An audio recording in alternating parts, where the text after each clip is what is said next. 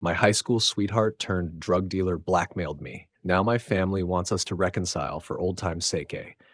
I never thought I'd be back in my old bedroom, rummaging through a dusty box of high school memories, sifting through pictures and notes that once defined my future. But here I am at 29, surrounded by relics of who I used to be. Ticket stubs, Polaroids of grinning teenagers, a pressed flower from prom, and every other memory seems to include Ryan, my high school sweetheart, the boy who once made me feel like I could conquer anything. I remember him so clearly at 17. Confident smirk, eyes that crinkled at the corners when he laughed, always a hand at the small of my back as we walked through the school halls. We weren't perfect, but I used to think we were the kind of couple everyone looked at and envied. Except now, more than a decade later, that same boy has become a man capable of blackmailing me and my own family for reasons I still can't fully understand, is urging me to reconnect with him, as if the last 10 years haven't happened, as if the betrayal and the threats never stained us beyond recognition. Looking back, I can pinpoint exactly where it all began. We were juniors in high school, and Ryan was that magnetic guy everyone gravitated toward. He was on the soccer team, not the star, but a consistent player, always cracking jokes in the locker room. I was the quieter one, more focused on my grades and part-time job at the local diner. We somehow ended up partnered for a history project, World War II's influence on small town America, or something equally broad. We ended up spending evenings at my house, scouring library books and scribbling notes on index cards. It was during one of those study sessions that he brushed a strand of hair off my face and admitted he liked me. I remember how my heart hammered. He kissed me that night, soft and tentative, and it felt like the world had tilted in the best way. By the time we presented our project in class, we were officially a couple R&M, as people teased. The 2 years that followed felt like a dream. We attended pep rallies together, slow danced at prom, spent Friday nights in his dad's old Jeep, driving out to the lake, talking about what we wanted in life. He'd trace circles on my palm and talk about traveling the world.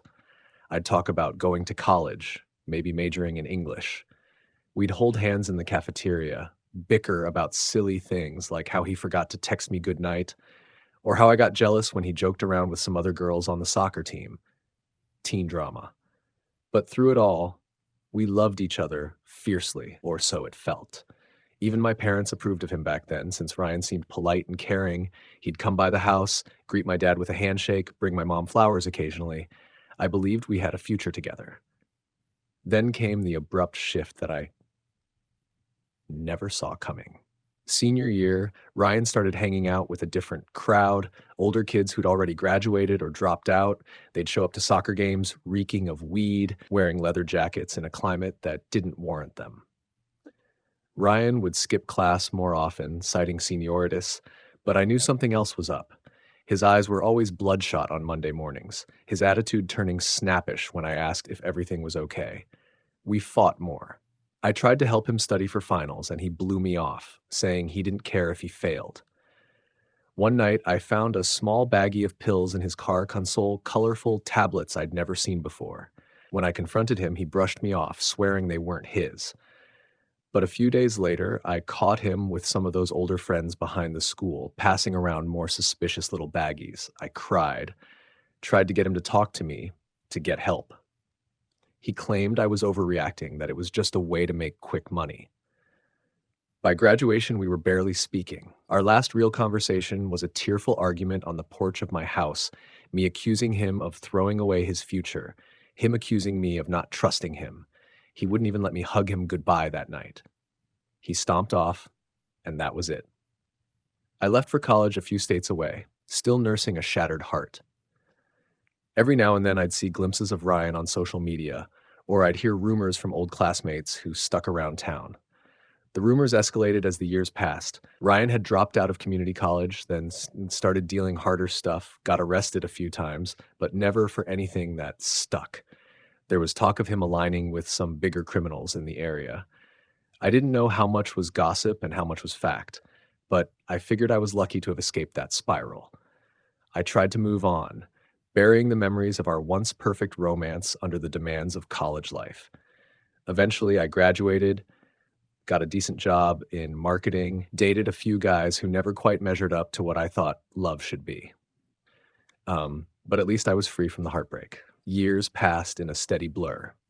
I visited my hometown occasionally to see my parents, but I never bumped into Ryan. It wasn't until last year, when I was 28, that everything changed again. My father had a minor stroke, and while he recovered well, I decided to move closer to home temporarily to help my parents with everyday tasks. I found a job in the next town, moved back into my childhood bedroom for a while. That's when Ryan re entered my orbit, like crashing into my life like a wrecking ball. It started innocuously enough. I ran into him at the local grocery store. I was picking out apples, and I heard someone behind me say my name. I turned, and there he was, older, broader in the shoulders, tattoos peeking out from under his sleeves, a scar running along his jaw I didn't recognize. For a moment, we both just stared. Then he flashed that old, crooked grin and said something like, "Hey, stranger." My stomach twisted with a mix of nostalgia and dread. We made small talk, if you could call it that. He asked how life was. I said fine. He told me he'd been around, doing business in town, that he had a place nearby. The conversation ended quickly. I claimed I had to check out before the lines got long. He asked for my number. I gave it, mostly out of shock, still reeling from seeing him. Later, I cursed myself for not just lying about having a new number. But some part of me was curious, even after everything. The next day, he texted me, said it was good to see me. I responded politely but distantly. We ended up chatting a bit about old times, though I kept it guarded. He suggested we grab a coffee. Against my better judgment, I agreed. Maybe it was nostalgia or wanting closure. We met up at a diner one afternoon. He looked even more different in broad daylight, tired around the eyes, as if he'd seen too much. We talked about random stuff, how our families were doing, where old classmates ended up. I steered clear of the topic of his rumored drug dealing, but it hung in the air. He asked if I was seeing anyone. I said I'd recently broken up with a guy I'd met through work, so no. He smirked, said something about how no one in town could match up to me. It felt like a flirtation, but also a little mocking. I left that coffee date feeling uneasy, like I'd walked into a trap. Sure enough, a week later he texted me with a pushy tone, wanting to meet again. I tried making excuses, busy with family stuff, but he persisted. Then the blackmail began, abruptly and cruelly. I got a text from an unknown number containing some photos from my college years. Photos I'd taken in private with an ex. Nothing too explicit, but definitely intimate enough to cause problems if they leaked. The message read, "Meet me at the old orchard tomorrow, or I share these with your parents, your coworkers, and the whole damn town." My heart nearly stopped. I recognized those pictures from a password-protected folder on my old laptop, which had been stolen from my dorm's common area once. I'd never recovered it. I figured the photos were gone forever. But apparently Ryan, with whatever shady connections he had managed to get them. Shaking, I texted back, demanding who it was and what they wanted. The response was short, "You know who, and you know what to do." My mind spun. Could Ryan have gotten hold of those photos? It seemed likely, given the timing. I tried calling him, but he didn't answer. Panicking, I confided in my best friend from college, who told me I needed to call the cops. But the photos, while not pornographic exactly, were private enough to embarrass me at work, destroy my relationship with my conservative parents, and basically tarnish my entire professional image if they circulated. I felt trapped. The orchard in question was a spot on the outskirts of town, once a popular makeout destination for local teens. I showed up the next afternoon, heart pounding. Ryan was waiting by his car. He had a phone in one hand, presumably to show me he had the images. When I confronted him, my voice shaking, he confirmed it was him. He said he had a friend who was good at recovering lost data, and that friend had stumbled upon these photos. Ryan told me to calm down, that he wasn't going to hurt me physically, but he needed a favor. My head reeled as he explained. He was in a bind with some of his partners, and he needed me to pretend we were dating again, to give him an alibi or a legitimate cover story for why he'd be spending time in certain neighborhoods. He rattled on about how if anyone asked, I should say we were back together, that he was just picking me up or driving me somewhere. I stared at him, horrified. He'd always been manipulative in small ways, but this was a new low. I told him I wanted no part in whatever criminal mess he was in. He just shrugged, said if I didn't help, he'd hit send on a group text to all my dad's side of the family, plus post the pictures on social media. I felt my blood run cold. He pointed out that this would ruin me professionally, given how the marketing firm I worked for had strict moral clauses in their contracts.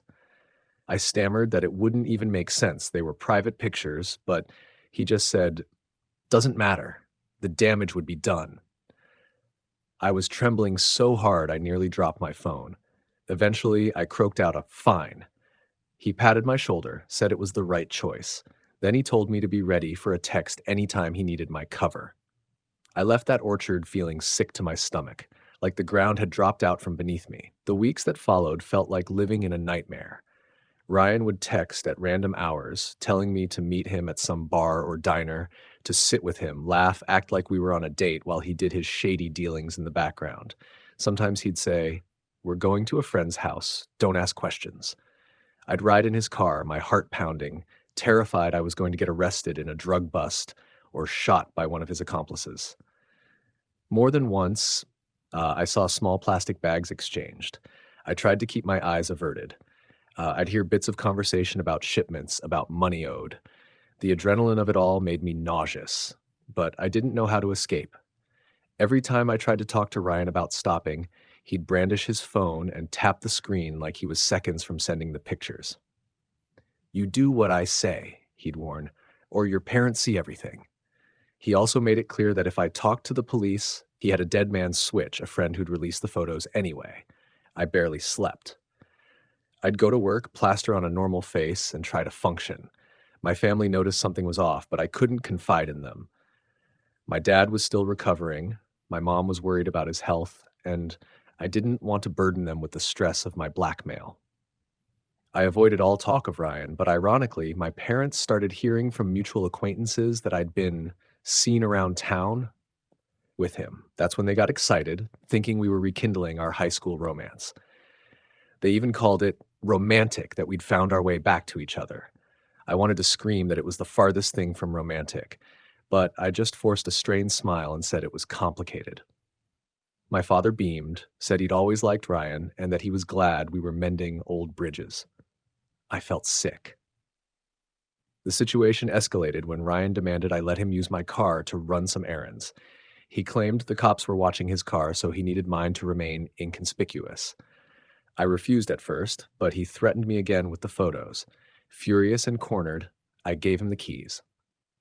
He disappeared for hours, returning reeking of smoke. I didn't dare ask what he'd done. Then he told me to lie to my mother about us being serious. Again, he wanted to come over for dinner to keep up appearances. My mother, giddy at the prospect, made a feast. Ryan showed up, charming as ever, told old stories from high school. My mom nearly cried, said she always thought we'd end up married. Dad joked about how Ryan used to bring me home before curfew. I clenched my jaw so hard it hurt, wanting to shout the truth.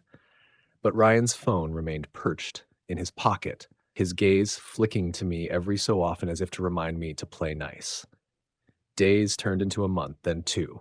I was dying inside, trapped in this twisted blackmail. My best friend from high school, Cassie, noticed I was miserable.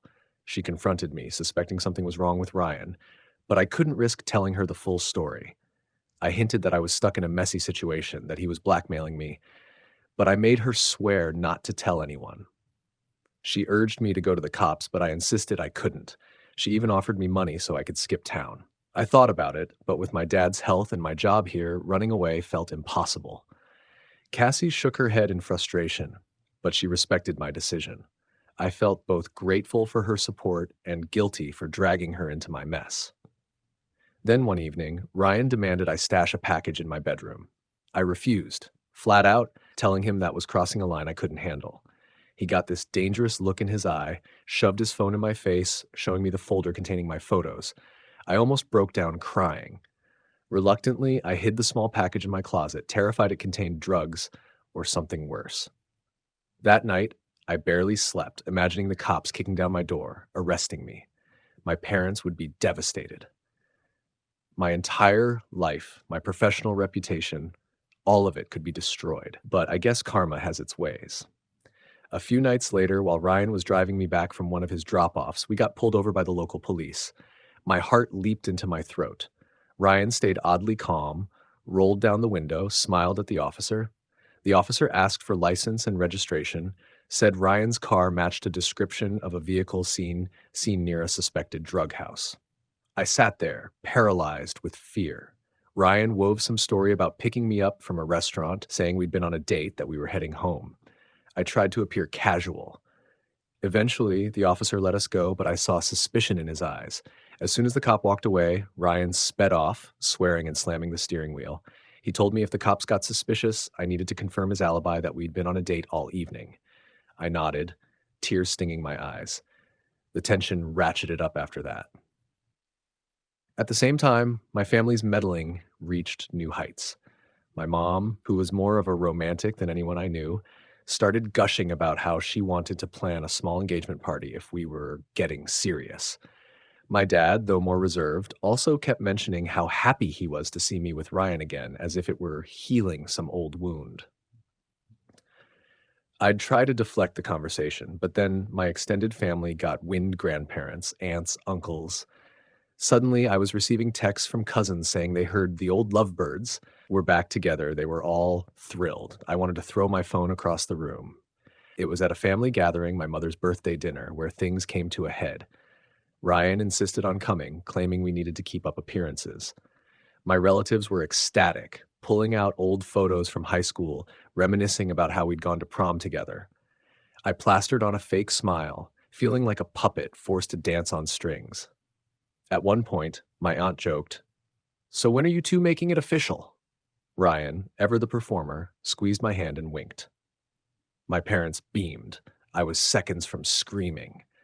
After dinner, Ryan cornered me in the kitchen, said he needed me to launder some money for him, funneling it through my bank account so it looked clean. I balked, saying that was illegal.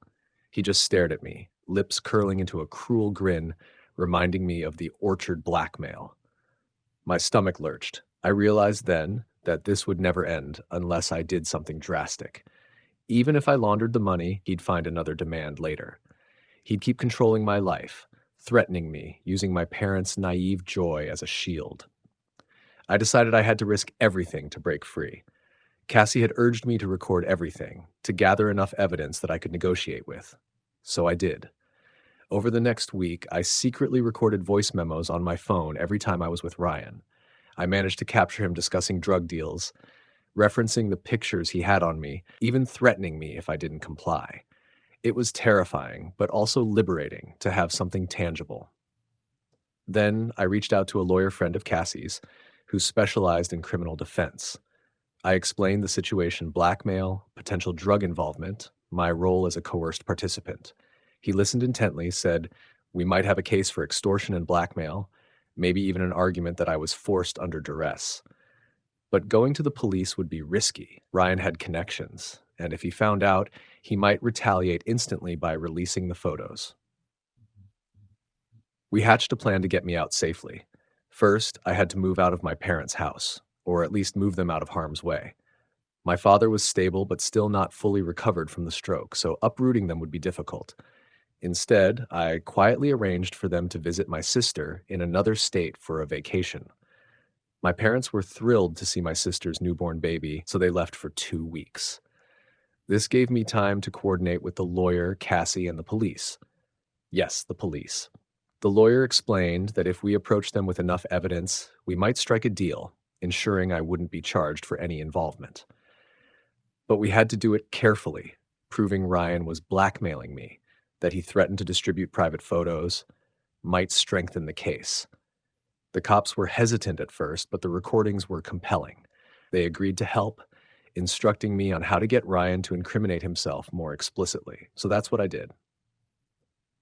With my phone hidden in my purse, I met Ryan at a diner, pretending to surrender to his demands about laundering money. I asked him for step-by-step details, told him I needed to make sure we covered our tracks. He was so cocky, he bragged about how he'd done this before, how easy it was to hide transactions, how no one would suspect me if we pretended to be engaged. He even gloated about having leverage on me if I got cold feet. My stomach churned, but I kept my voice steady. responding with questions to draw out more details. When we left, I nearly passed out from the anxiety of it all, but the recording was gold.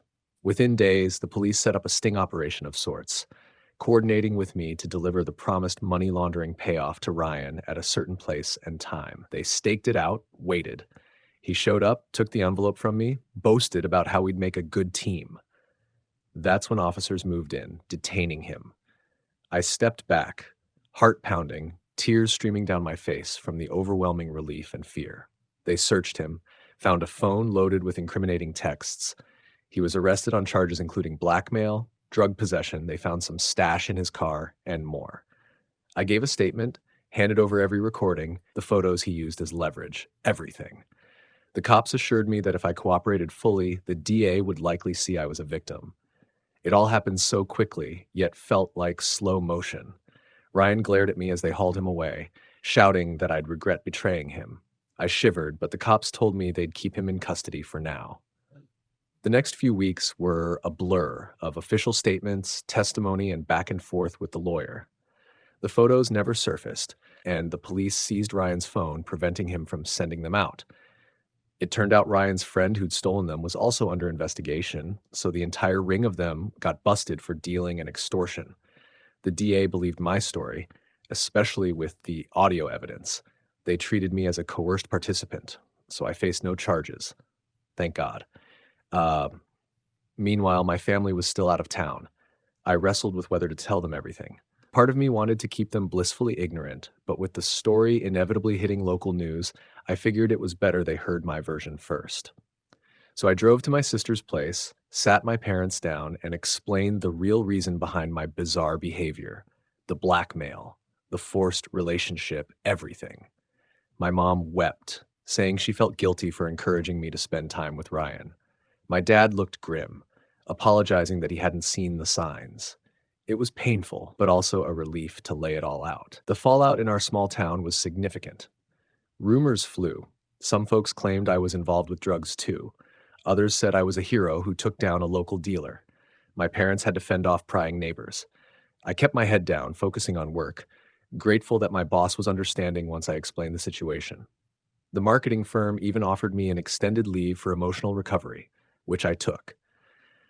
Ryan's trial loomed on the horizon, but my testimony, along with the recorded evidence, was likely to land him a hefty sentence. That's when the strangest twist of all happened. My grandparents, who'd always been pillars of old school values, started saying things like, maybe it's not too late for Ryan to turn his life around, and you two had such a wonderful bond in high school. Maybe you can forgive him.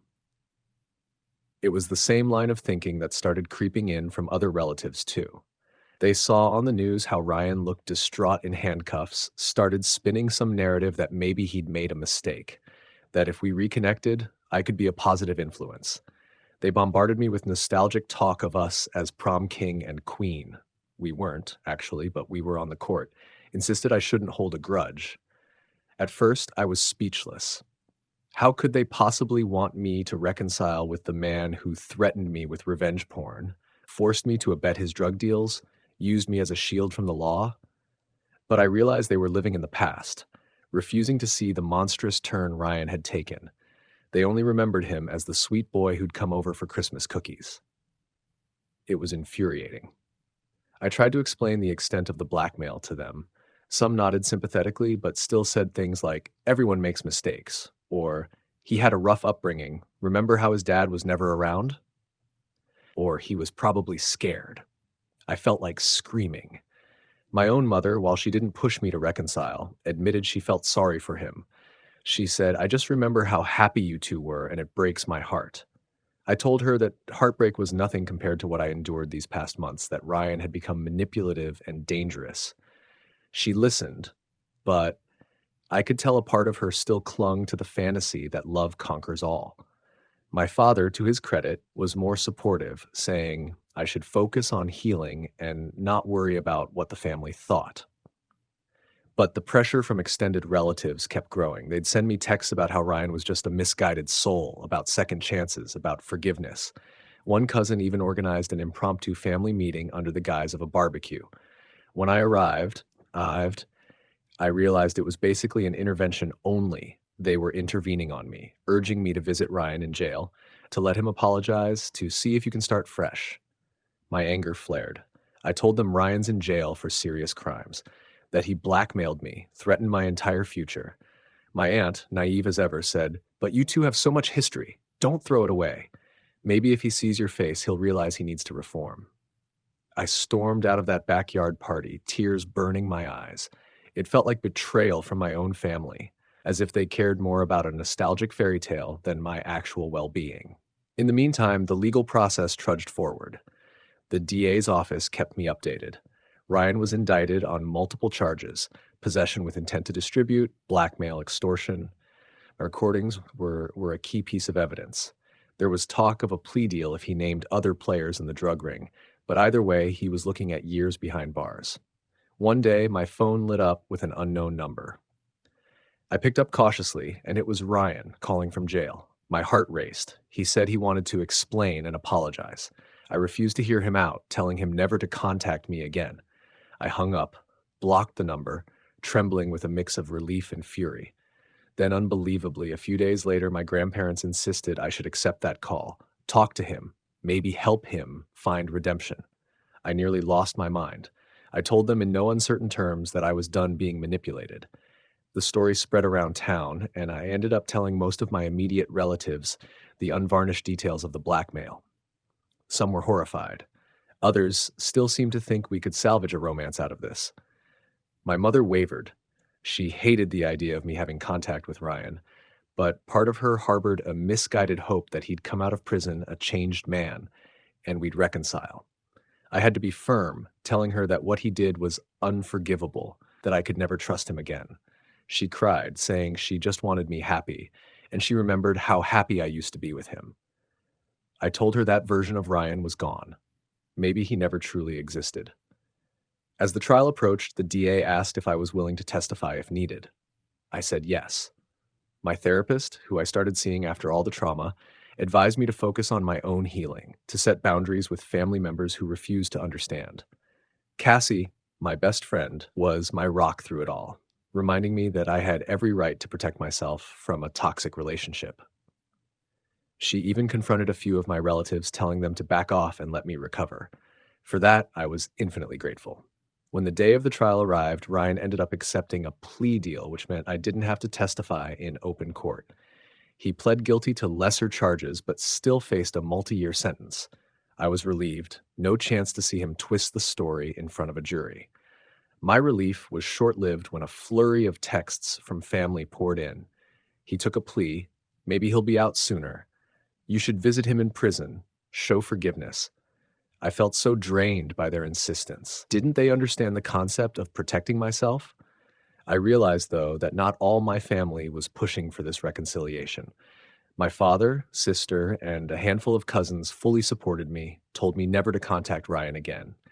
It was mostly older relatives living in some nostalgic haze who clung to the fantasy of high school sweethearts. I decided I needed some distance, so I moved again back to a city a few hours away, found a better job, and started fresh. I limited my contact with extended family, blocking a few on social media when they wouldn't stop nagging me about Ryan. My parents eventually respected my boundary, though Mom still occasionally sighs wistfully about what might have been. I tell her we can't dwell on illusions. I've been in therapy consistently, working through the trauma of being blackmailed, used as a pawn in Ryan's criminal activities. It's not easy. Nightmares still plague me sometimes, but I'm gradually feeling stronger. I've even started dating someone new, a kind, respectful man named James who knows the broad strokes of what happened and is patient with my triggers.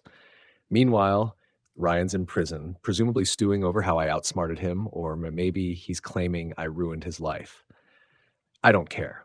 He ruined his own life and almost ruined mine. If he finds redemption in prison, that's on him, but I want no part of it.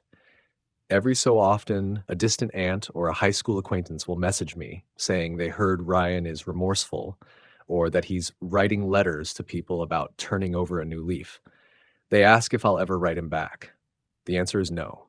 Even if he's truly changed, I can't forget the sick feeling of being under his thumb, the fear every time my phone buzzed, the humiliation at the orchard.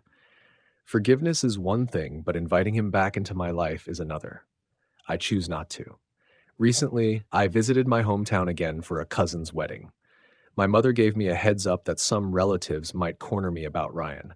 Indeed, a couple of them did, talking about how he's up for parole in a few years, that we could rekindle if he's really changed. I politely told them to mind their own business, that the door was firmly shut. My father backed me up, saying we owe Ryan nothing, that his behavior was criminal and traumatizing. My relatives looked uncomfortable but dropped it. Good. Sitting in my old bedroom that night after the wedding, I caught myself looking at those old photos again. Ryan and me, arms around each other, young and clueless. For a moment, I felt a pang of sadness for what we had, or thought we had. But then I remembered the orchard, the phone in his hand, the threats. Any lingering nostalgia vanished. I slid those photos into a drawer, knowing that even though part of me will always recall the teenage love, the reality of who he became is impossible to ignore. So that's my story. My high school sweetheart turned drug dealer blackmailed me, and my family, at least some of them, wanted me to reconcile for old time's sake. But I learned the hard way that old times can be illusions, that the person you once knew can change into someone unrecognizable, someone who'll exploit your vulnerabilities for their own gain. And no matter how much your relatives romanticize the past, you're the one who has to protect your present and future. I found the strength to stand up for myself, to gather evidence, to trust the law, and to rebuild after the wreckage. Ryan can sit with his regrets behind bars, or not either way. I'm free now, and that freedom is all that matters. If my family can't understand that, then they don't understand me, and that's their burden to carry, not mine.